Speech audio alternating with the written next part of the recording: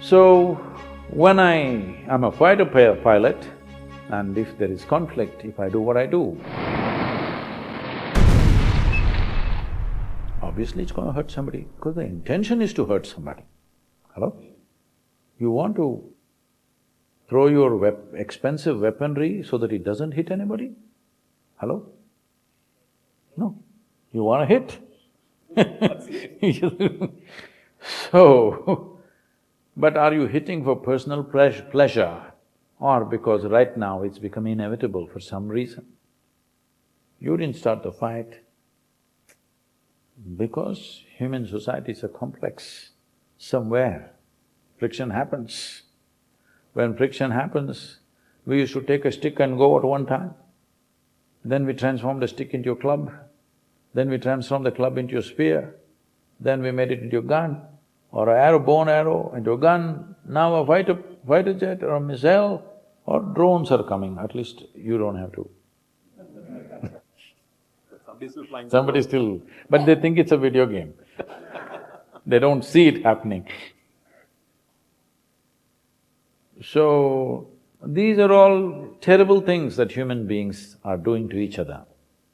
But we have still, as a human society, we've not reached a place where all of us can simply embrace each other and live. We're nowhere near that, let's be straight about it.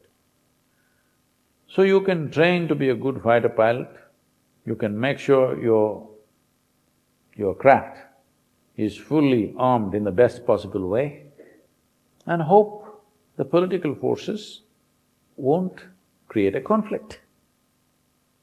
But still, it doesn't matter whether you actually got into the act or not, you're sitting here with the intent.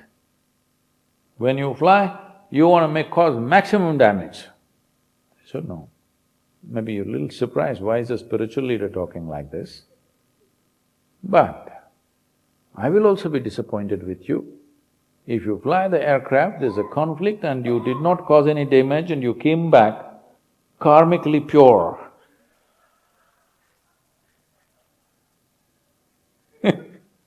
I'll be terribly disappointed and that's a very bad karma. Wasting the nation's resource without any purpose. So, karma is not a reward and punishment system. Karma is like this. See who you are right now. You're sitting here as a human being. There are trees, there are birds, there are worms, there are insects, there are animals. They're also life. But why have they taken that shape and why have you taken this shape? Because there is a certain amount of memory invested in this, that this will only form like this. Now, you can go a little further. Memory means… people think memory means what they have in their head. Do you remember how your great-great-great-great-grandfather 10 generations ago looked like? Do you remember? You don't. But his nose is sitting on your face. Yes or no? Million years ago, what was the skin tone of your forefathers? Still, body remembers or no? This is memory. Evolutionary memory, genetic memory, like this, we look at memory as 8 different levels of memory. So how did you build this memory? The process of building this memory is called karma. You looked at him and said, oh, I don't like him, karma. You looked at him and said, oh, I like him, karma. Don't judge this as good karma and bad karma. It's just that my system is remembering that if I just generate one thought, oh, I like this man. 10 years later, if I see him, oh, a smile spreads on my face. I just tell myself one thought, I don't like this man. 10 years later, if I see him, same thing, isn't it? This is karma. You are creating your software continuously. Most of it is unconscious, but all this is recorded. whether you did consciously or unconsciously, everything is recorded. This accumulated memory, we are calling it karma, because depending upon the type of accumulation you have, you develop certain tendencies in your life. See, when you see people living in the same house, the same thing happens. Let's say some situation happens. Now I see this and say, wow, it's so wonderful. Somebody else sees it and says, oh my God, horrible. Same thing, different karma. So, karma is not about punishment and reward. It is just question of how much will you allow your accumulated stuff to influence you? Or in other words, memory is influencing you means you're allowing your yesterday to rule you today. Once you allow your yesterday to rule you today, you actually have no future. There's no such thing in your life, just the same cycle of nonsense. So this is why we said, once you are in a karmic cycle, punarapi jananam, punarapi maranam, the same damn things will happen because you gotten enslaved to your memory. Your memory decides everything. I want you to just look at it this way. For me, my integrity comes not because of my morality. I have no morality. Hello, I'm on camera, I'm saying this. I have no morality. My integrity, the basis of my integrity is my humanity. I don't trust morality, because people who think they're morally correct have done the most horrendous things on this planet. Yes?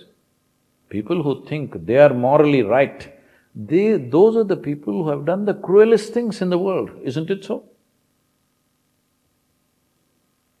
So, my integrity is from my humanity.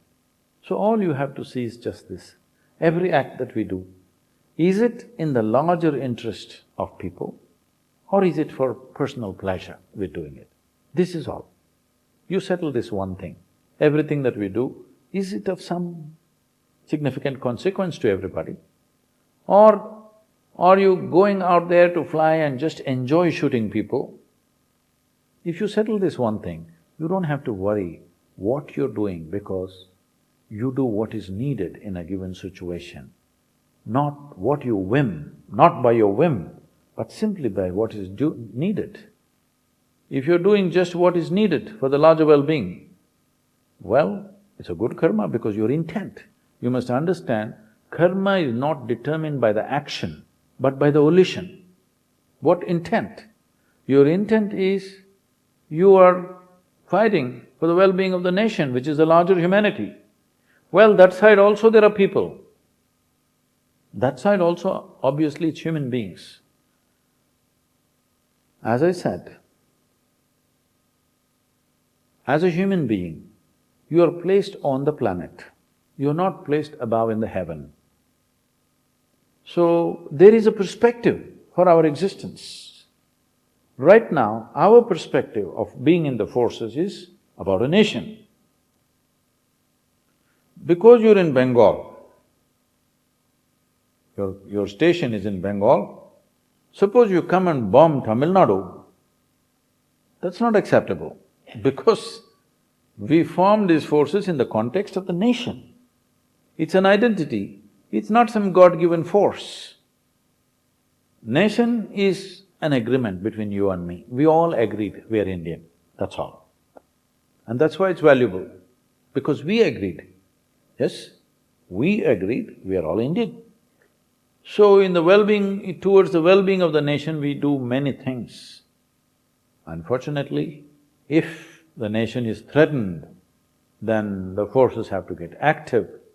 Unfortunately, we have to destroy some human beings, which is, as a humanity, it's a disaster. Continuously keeps happening. When we formed League of Nations in 1918, I think, after the World War I, people believed there's never going to be another war because now we have an arrangement that if there is something, we will discuss, debate and settle it. Well, within 35 years, there was World War II, which was probably 25 times more disastrous than World War I. And since World War II, we thought no more war will happen.